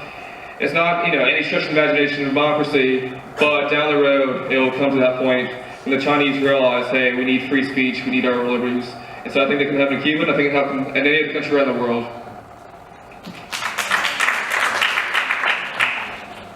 Yeah, Katie? Okay, to answer that, I think there are certain conditions that must exist in order for democracy to flourish. So as the United States goes about the world spreading democratic efforts, spreading human rights efforts, we need to tread lightly so that we're not stepping on cultures that aren't quite ready for a democratic intervention, because if they don't have the necessary conditions to accept a democracy, they're going to reject it outright. We've seen that in Iraq, we've seen that in Afghanistan, and I think that humanitarian efforts, human rights efforts are critically important, but I think we can also do a little bit of self-reflection, look at the United States and see how we fail in that department as well, and that we must fix our own domestic policies before we can go out into the world and tell countries that, hey, you need to treat gay people better. I think that we have a long way to come at home and abroad, but I think it is critically important that we lead the way in this effort by setting an example at home.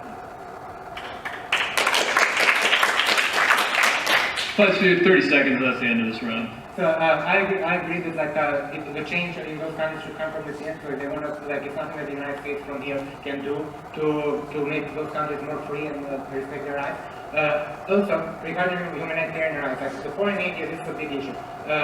United States shouldn't promote any humanitarian efforts via foreign aid, because what that happens is takes money from poor people in the U.S. and it gives that money to rich people who oppress their people in those countries. A lot of foreign aid goes to dictators who oppress those people. However, we can do a lot by opening trade with those countries. We shouldn't punish the people of one country because we do not like the policies of their government. An example being Cuba, and that doesn't accomplish anything. For 50 years, it didn't accomplish anything. So opening trade with those countries, we definitely support that. Thank you. That'll be the end of this round.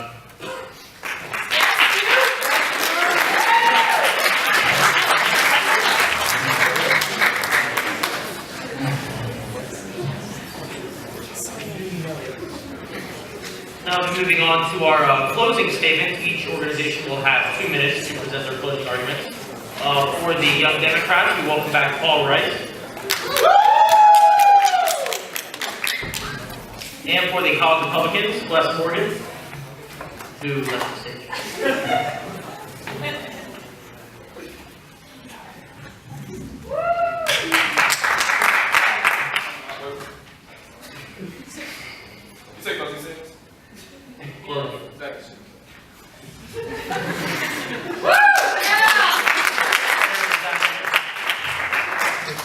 Paul would like to go to you first. Great. You know, the American dream is alive and well. It still thrives in the hearts and minds of our friends, our families, our neighbors, and millions of hardworking people. Unfortunately, for too many Americans, they've never had the opportunity to fulfill their American dream. For too many, their fate has been determined by factors well beyond their control. Together, we can change that. By fighting discrimination, investing in education, and fixing a system that's been rigged against us, we can ensure that everyone gets a fair shot.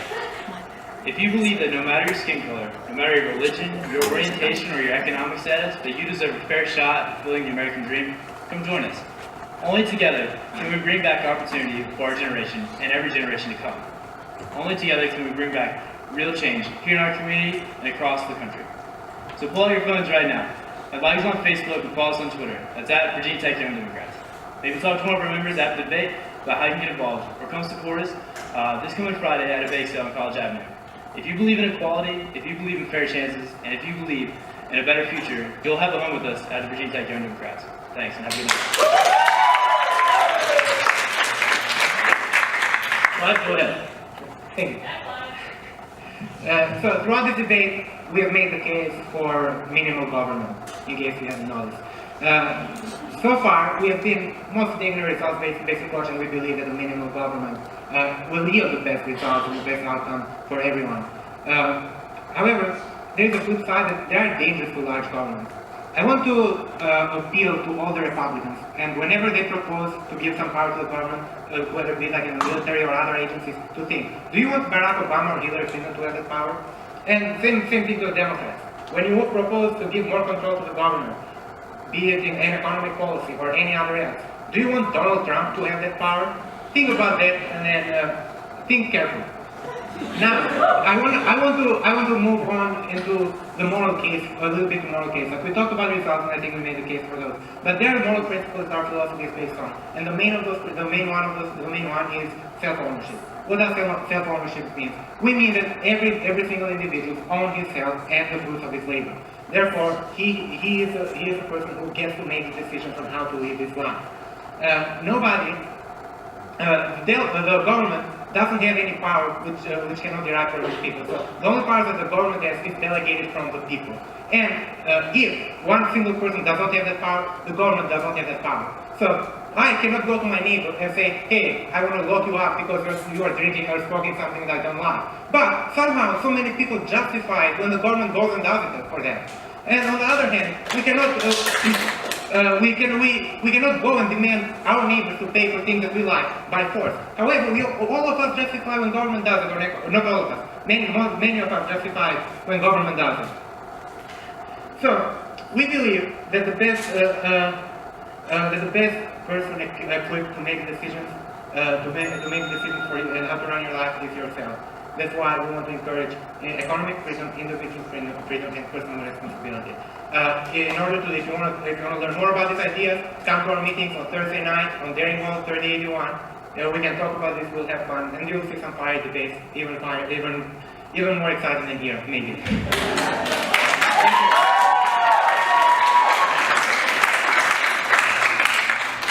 Zach, go ahead. Thank you everyone for attending this debate. I hope you have enjoyed the topics and everyone who has participated in it. And when next semester rolls around, when you're all coming back from summer vacation and you're sitting in the ballot booth, you're looking at the ballot, I hope you reflect on the past 8 years. I hope you reflect on the increase of people on welfare, the increase of people on food stamps, and the decline of median household incomes from the Obama administration. You will realize, as Ronald Reagan once said, the role of government is to protect people's lives, not to run it. Our meetings are 6:30 on Tuesdays. I invite you to come. They're a lot of fun. We have the NRA coming next week. It's going to be fantastic. And there you go. And thank you very much.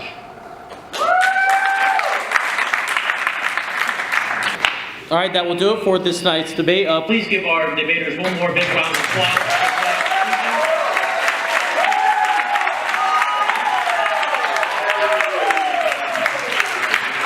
And also, too, we're going to go ahead and bring out all the debaters from all the groups to give them one big round of applause. All these debaters tonight put a lot of effort into this. Also, too, while we get everybody on stage, I'd like to give a big shout out to all of the Collegiate Times staffers that put a lot of time and effort into this, especially Gautam Rao, the man sitting next to me. Give him a big round of applause, please.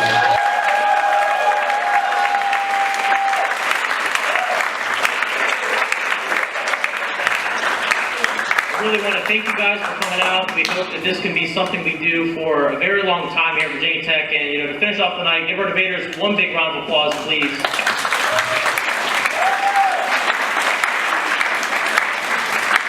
And thank you for joining us, and have a good night, and be safe getting home.